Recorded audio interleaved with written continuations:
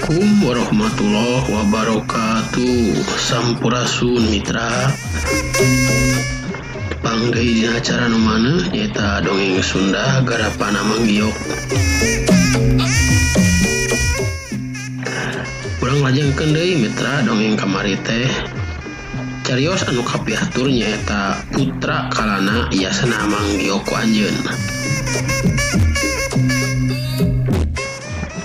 Kumaha cenah ieu cara carios salajengna teh.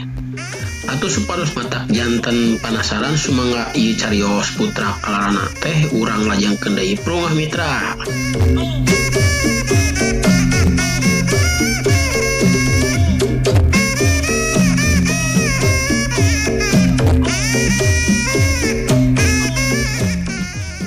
Awak si jalma kontan murag sanggeus dicangan bet mata kaget sabab eta jalma teh telian ti si Badun anu teh tadi diteangan bebarengan jeung Ki Banda. Aduh, Kang Badrun. Tela geuning anjeun oge geus jadi korban kakejiman setan Indra Kila. Ceuk Erwata bari ngusap beungeut ponakawana. Nu geus jadi layon, hatena sedih da dikumaha oge si Badun mangrupakeun ponakawana anu paling deukeut tur paling satia sanggeusna si Ijan. Malah kapanan jeung Ijan katut Badun Rajapati dimimitiana oge. Sanggeus ku Kiwarta jeung ku Kirampes dipariksa tetela. Layon Badun oge sanasib jeung korban-korban sejena. Sakujur awakna bersih teu katembong urut aya panganiayaan. Ukur bibirna bae nu ngawat siga nu keur imut.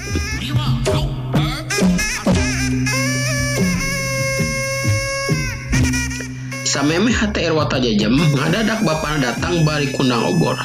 Bedogna masih diabar pinuh ku kawaspadaan. Aya naon er? Pokna harita. Abah Kang Badun oge tos berlaya baru. Terus kemana aya si Ijan?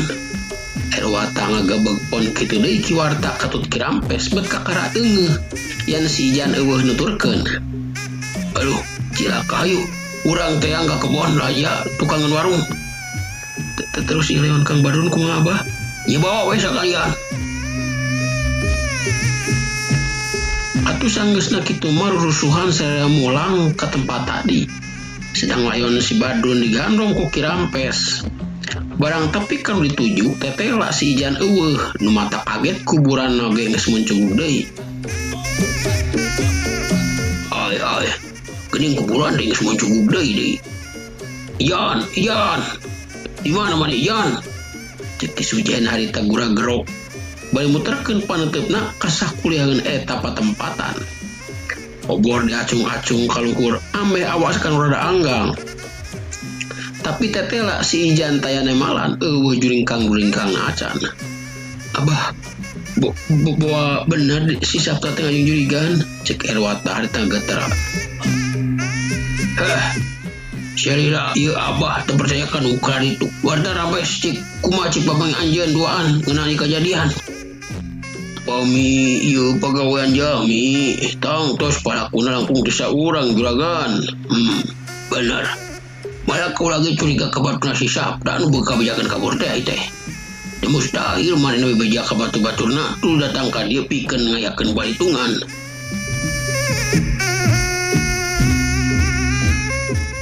Teka artina bet segancang kitunya. Pada jarak ka Indra Kila teh perlu waktu sakurang-kurangna 2 mingguan. Kumaha we nikah harita. Abah nemutkeun layang cenah sauna pihak Indra Kila teh usapat urang mama kidampa dibantuan kuduan deui. Bisa jadi. Tapi lamun nya bener kitu Abah bener-bener teu nyangka lamun meunbeut Ki Bajuli reng geus ngawasa ilmu pangpul bayu. Ilmu pangpul bayu teh naon Abah? Ceuk Erwata harita penasaran. Ilmu pangpul bayu teh puncak kekuatan urang ragawasi. Cenah teh ilmu ukur dipimiliki ku para tua eta padepokan. Juragan, mama anu diutus ku Ki Bajuli rang teh para tatuana. Jadi lain nganu saukur murid-murid biasa wungkul. Ceuk Kiwarta harita mere pandangan.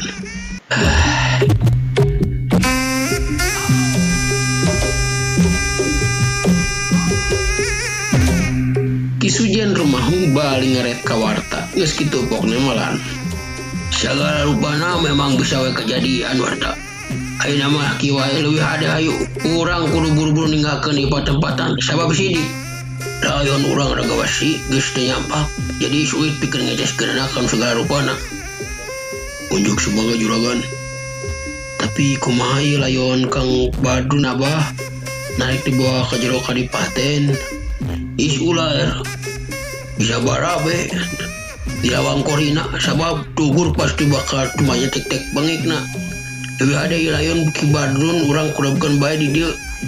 Warta rampes wayana kuburan Kibana eta gali deui. Nah, telangkung sae ngadamel yang anyar abah karunya. Is ular urang sarombangkeun bae sabab bisi matak mancing perhatian umum anu kabeneran ngaliwat ka dieu. Harita keneh kuburan Kibanda digali deui, tapi lain deui nu area di dinya tinggal begna. Basa kaciri layon teh jadi dua. Mitina mah saraya nyangka layon teh ketambahan ku layon Den Sabta, tapi sanggeus disijikeun lain di Erwata jeung Ki Sujan katut Ki Warta jeung Ki Rampes ngagebegna. Sabab disangkana layon Den Sabta teh geuning buktina mah si Ijan nu kaciri geus tempes-empes. Hah, Kang Ijan? Pokna Erwata harita bari tuluy muru.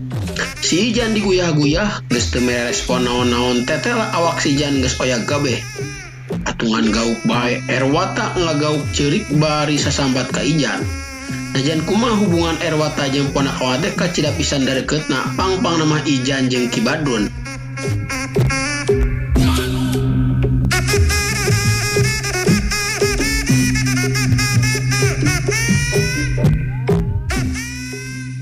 Kang Ijan, Kang Ijan, aduh Kang Ijan, nahan pikaki nasib teh Kang. Teteh geuning setan Indra kerat raja lela pisan. Cek Erwata harita tuluy bisa sambat ka ponakawan angus jadi layon.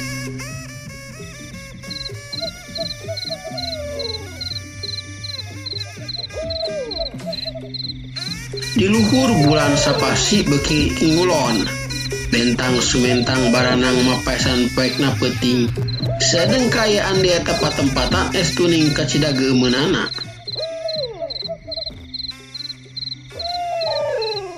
Parupa satu peuting kadenge di sarada.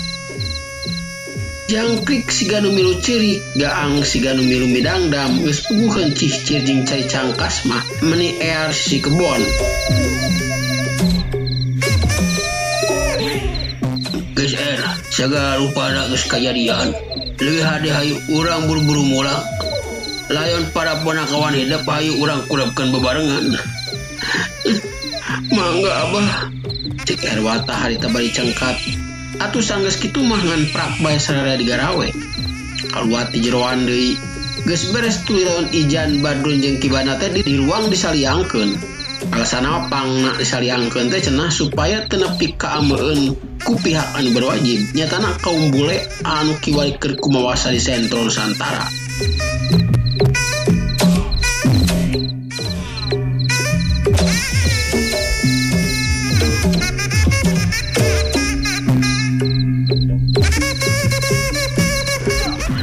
Opat kuda pati peretak ninggalkeun munggang pasir. Sok sanajan ukur kacangan ku bentang sulintang, tapi opat kuda teh teu ieu ngatog. Pancag tengah peuting rombongan tapi kalawang kori kadipaten. Si Tugul teu loba omong, guragil mukakeun panto sedang Ki Sujan langsung mecut deui kudana mulu ka imana.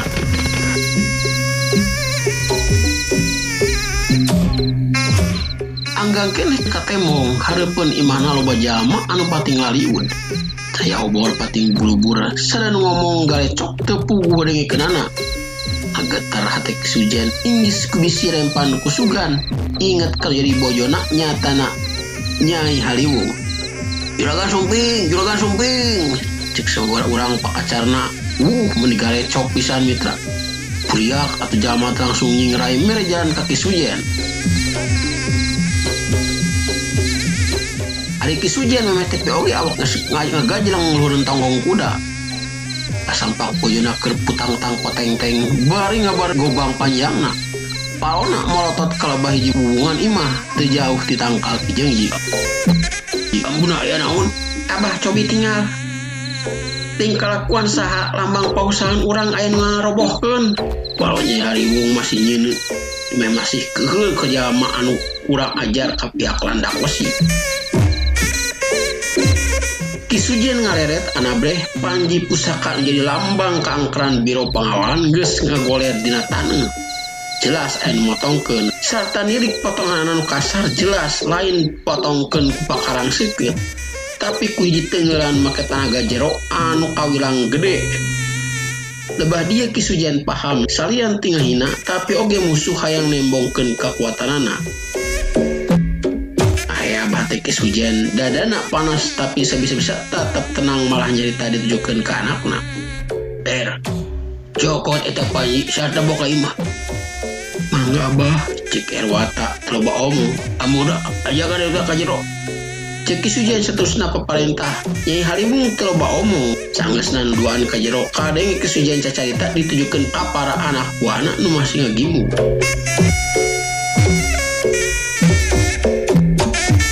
Dengekeun. Boy ieu pihak urang geus kadatangan musuh. Gituna dikasa kabeh masing giatna. Siapkeun pakarang lamun aya jalma nyurgakeun sergap sarta tawa ka harti. Kartos juragan. Kartos juragan. Mangga.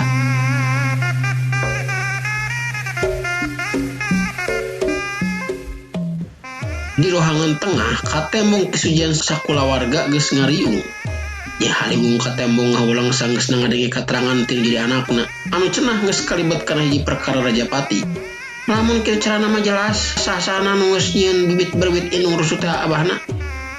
Purkuntul kali tunggul largaga kali tunggak. Geus teu kudu dinggikeun deui abahna. Hayu isuk kumpulkeun bawa dia balad urang serbu eta padepokan Ragawasi teh. Sakalian urang nyimpang heula ka Karandu Kurung jeung timbangan teh urang minang saraya ka Uwa Sepuh jeung ka Mas Sepuh. Tenang ambuna tenang. Ki Sujen memang geus apal bener kumaha sifat ieu bojona. Memang rada barangasan. Sok sanajan kasebutna awewe. Tapi cenah ti leutik Nyai Hariwung mah boga sikap harap jeung mindeng gelut sok sanajan lawan lalaki jeung leuwih badag. Tepikeun ka ayeuna geus umuran jeung budakna geus dewasa. Sifat barangasana can sagandongna leungit buan hirup di kalangan jago. Dangukeun ambuna Ki Sujen harita kadenge cumarita deui. Nepikeun ka deungeut ayeuna pihak lawan can jelas kalawan nyata. Abah yakin potongan Panji Pusaka jeung binasana 4 urang pagawe jeung 2 ponakawan Erwata can cukup pikeun maenang anggeuskeun ieu masalah. Memangna genep nyawa tak can cukup pikeun nebus hiji jiwa. Tembas ambu Hariwung.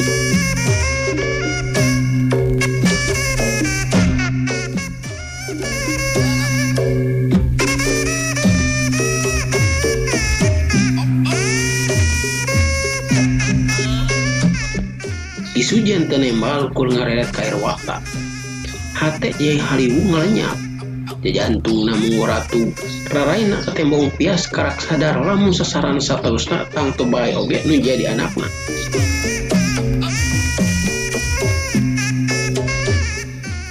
Abah ambu ieu urusan gara-gara abdi lalaki sajati wani ngalakukeun wani nanggung akibatna saeutik Erwata teu sieun ceuk Erwata milu nyarita. Najan nyarita kitu teu wuduh hatena marda ngageter oge sadar dirina hejo keneh tacan kung singasaan pait peuna dunia pasilatan atau walungan talaga.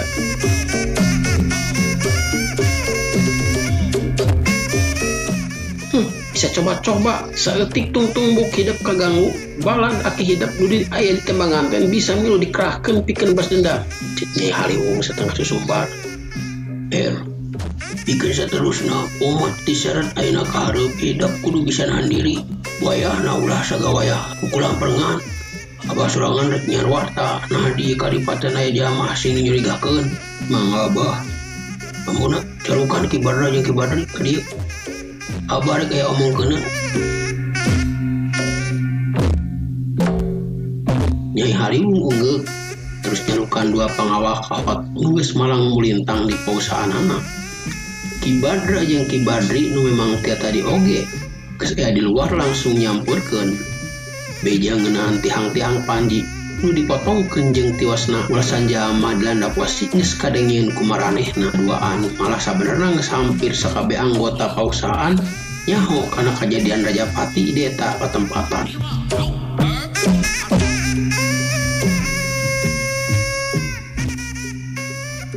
Kajurung kurasa penasaran tur tanggung jawab teu aneh Ki Badri saparakanca langsung ngumpul siap pikeun narima parentah ti pimpinanana nyata Naki Sujet.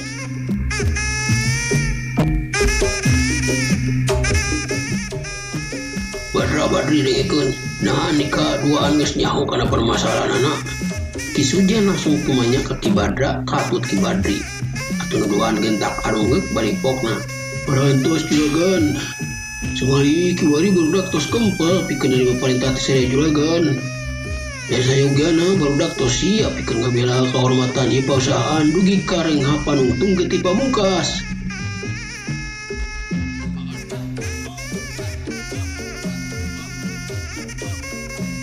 Nuhun pisan Badra, kaula terus terang wae ngarasa bungah tur regreg ku tanggung jawab jeung kakompakan andika saparakanca.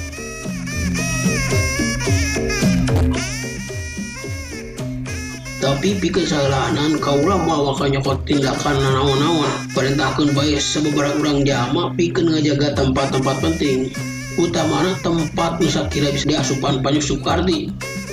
Juk sumangga juragan juk sumangga.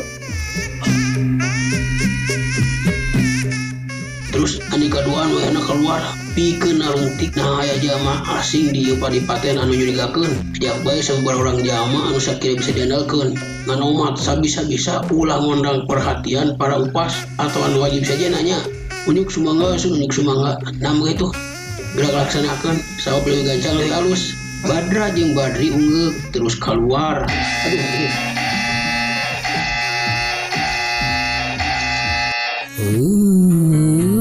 Waktu senamika kabujang penyekapan.